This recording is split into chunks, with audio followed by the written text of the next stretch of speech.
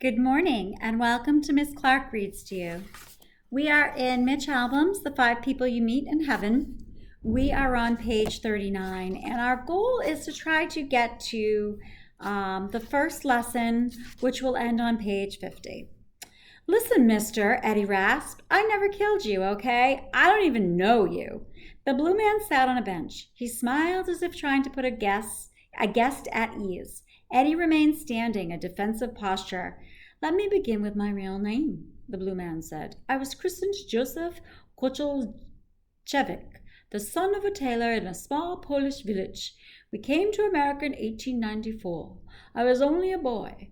My mother held me over the railing of the ship, and this became my earliest childhood memory, my mother swinging me in the breezes of a new world. Like most immigrants, we had no money. We slept on a mattress in my uncle's kitchen.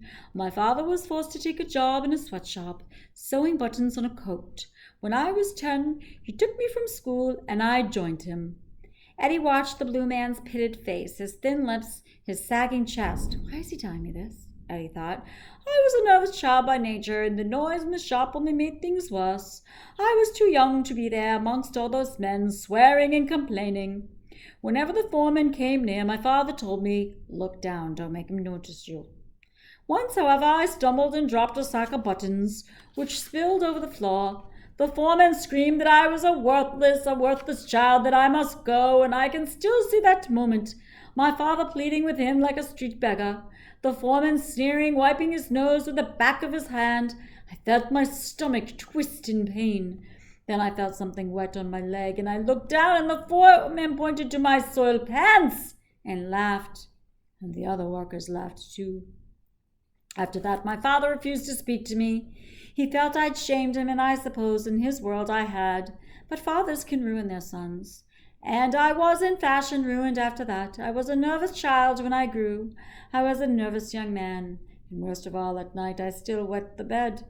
In the mornings I would sneak the soiled sheets to the wash basin and soak 'em. One morning I looked up to see my father, and he saw the dirty sheets and then glared at me with eyes I'll never forget, as if he wished he could snap the cord of life between us. The blue man paused. His skin, which seemed to be soaked in blue fluid, folded in small fatty layers around his belt, and Eddie couldn't help staring. I was not always a freak, Edward. But back then, medicine was rather primitive. I went to a chemist seeking something for my nerves, and he gave me a bottle of silver nitrate and told me to mix it with water and take it every night. Silver nitrate! It was later considered poison. But it was all I had, and when it failed to work, I could only assume I was not ingesting enough. So I took more. I swallowed 2 gulps and sometimes 3 with no water. Soon people were looking at me strangely. My skin was turning the color of ash. I was ashamed and agitated. I swallowed even more silver nitrate until my skin went from gray to blue, a side effect of the poison. The blue man paused and his voice dropped. The factory dismissed me. The foreman said I scared the other workers. Without work, how would I eat and where would I live? I found a saloon, a dark place where I could hide beneath a hat and a coat. One night a group of carnival men were in the back, and they smoked cigars and they laughed, and one of them, a rather small fellow with a wooden leg, kept looking at me. Finally he approached. By the end of the night I agreed to join their carnival, and my life as a commodity had begun. Eddie noticed the resigned look on the blue man's face. He had often wondered where the sideshow cast came from, and he assumed there was a sad story behind every one of them. The carnivals gave me my names, Edward. Sometimes I was the blue man of the North Pole, or the blue man of Algeria, the blue man of New Zealand. I'd never been to any of these places, of course, but it was pleasant to be considered exotic, if only on a painted sign. The show was simple. I'd sit on a stage, half undressed, as people walked past, and the barker told them how pathetic I was.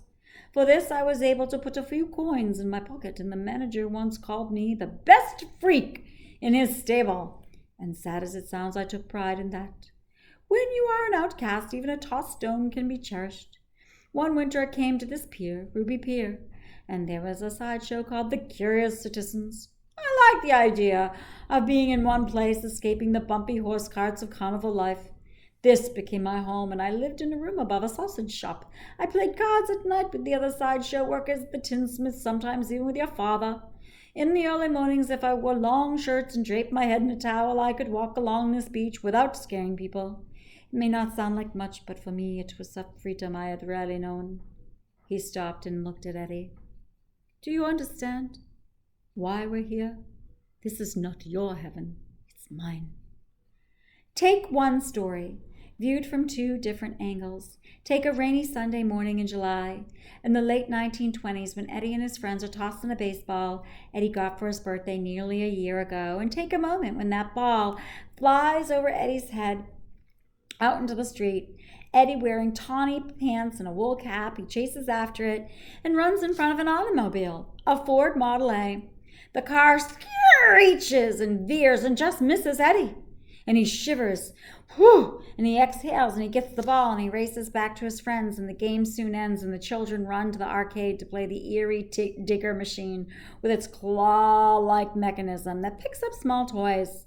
Now take that same story from a different angle. A man's behind the wheel of a Ford Model A, which he has borrowed from a friend to practice his driving. The road is wet from the morning rain, and suddenly a baseball bounces across the street, and a boy comes racing after it. The driver slams on the brakes and yanks the wheel, and the car skids and the tires screech.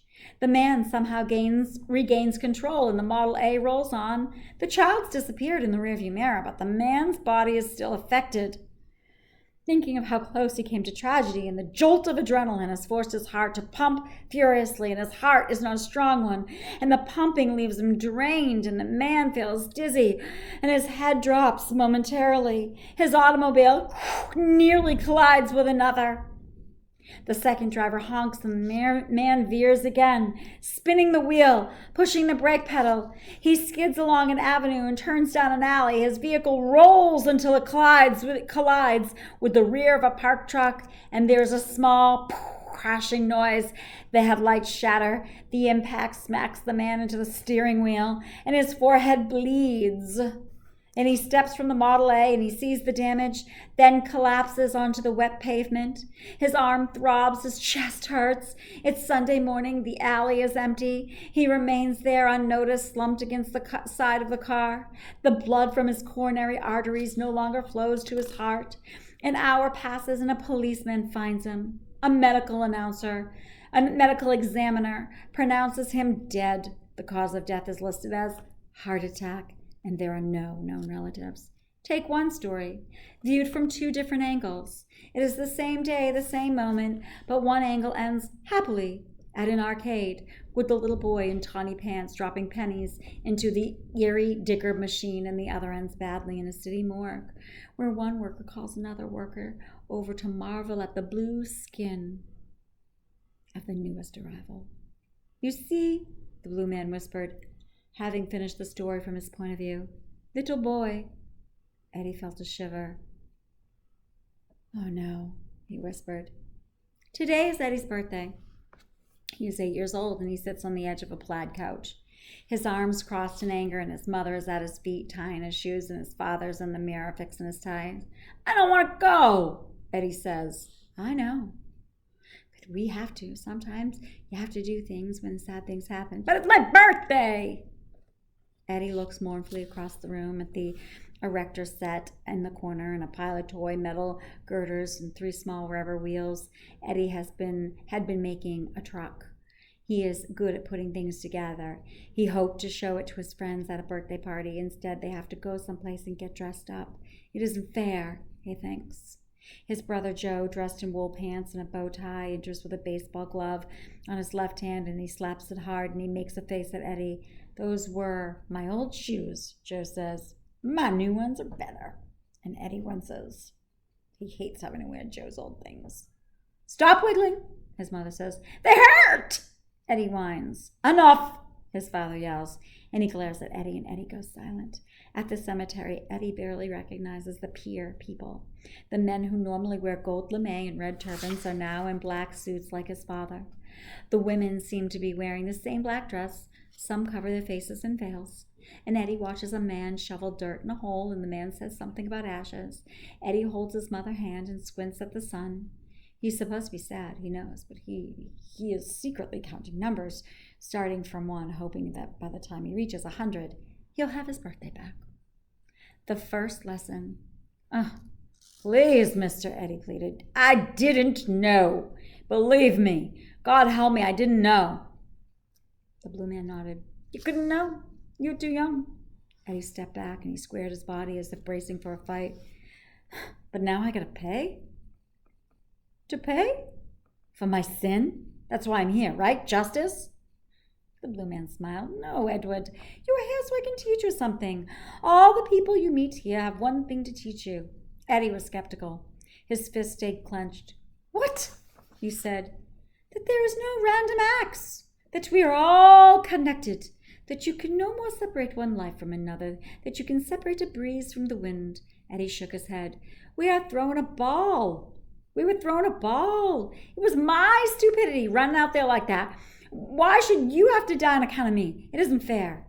The blue man held out his hand. Fairness does not govern life and death. If it did, no good person would ever die young.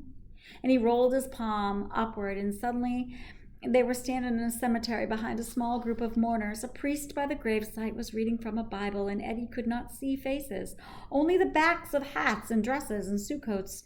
My funeral.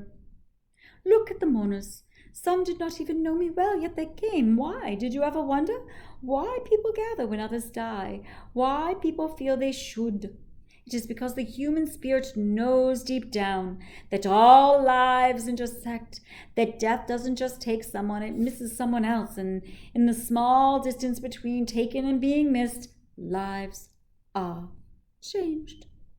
You say you should have died instead of me, but during my time on earth, people died instead of me too. It happens every day, when lightning strikes a minute after you are gone, or an airplane crashes that you might have been on, when your colleague falls ill and you do not. We think such things are random, but there is a balance to all. One withers, another grows. Birth and death are part of a whole. It is why we are drawn to babies. He turns to the mourners. And to funerals.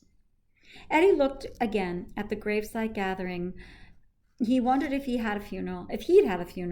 He wondered if anyone came. He saw the priest reading from the Bible and the mourners lowering their heads. This was the day the blue man had been buried all those years ago. Eddie'd been there, a little boy fidgeting through the ceremony with no idea of the role he played in it. I still don't understand, Eddie whispered. What good came from your death? You lived, the blue man answered. But we barely knew each other. I might as well have been a stranger. And the blue man put his arms on Eddie's shoulders. And Eddie felt that warm, melting sensation. Strangers, the blue man said, are just family you have yet to come to know. And that's page 49, and we'll stop there. And I'm going to make a heart connection here. So as a teacher, my students come in on the first day and they are strangers, and then by the end of the year we are family. We are part of a community. We are under one roof every day, and even when my students move on to their next year of learning with new teachers, they're still part of my community. They're no longer strangers. They are now family that I had yet to come to know until that particular year that I had them. So that's my heart connection that I made. And we'll pick up on page 49 the next time I read to you. Thank you for joining me, and I look forward to reading to you again.